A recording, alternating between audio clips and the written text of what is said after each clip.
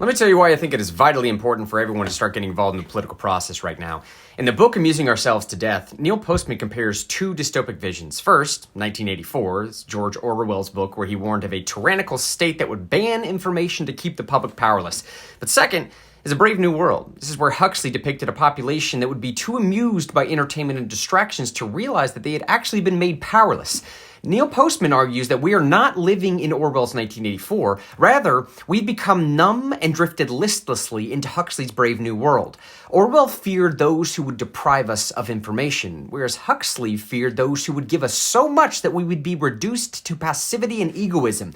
You see, we become overwhelmed, focused on selfish pursuits, and complacency kills our conviction to make change. Orwell feared that the truth would be concealed from us. Huxley feared that the truth would be drowned in a sea of irrelevance. What Orwell feared were those who would ban books. What Huxley feared was that there would be no reason to ban a book, for there would be no one that wanted to read a book. You see, we may actually be living in Huxley's Brave New World.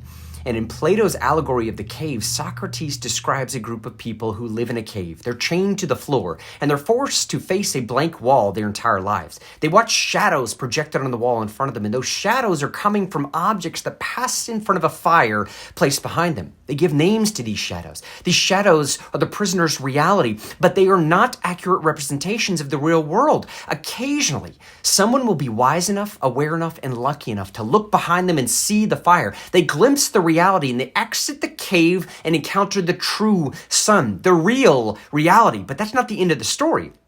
Plato goes on to say that those that exit the cave have an obligation to go back into the cave and save the other prisoners. You see, we are duty bound to show all of them the reality of their situation. So too it is with our current political situation. Many of us no longer have the luxury of sitting on the sidelines. It is no longer enough just for you to get involved or for you to stay informed. For those of you that are wise enough, aware enough, or lucky enough to see the political reality for what it is, you must begin to recruit your friends and family and your fellow Tennesseans and your fellow Americans and get them involved and get them to stay informed. You must go back into that political cave and shake the population awake. You must do the hard work of convincing your fellow man that this is a fight worth fighting, that what we do in the next few years will set the stage for the next few decades. And like Paul Revere riding into the night, you must shake society from its slumber, and we must never allow ourselves to be rocked back to sleep again.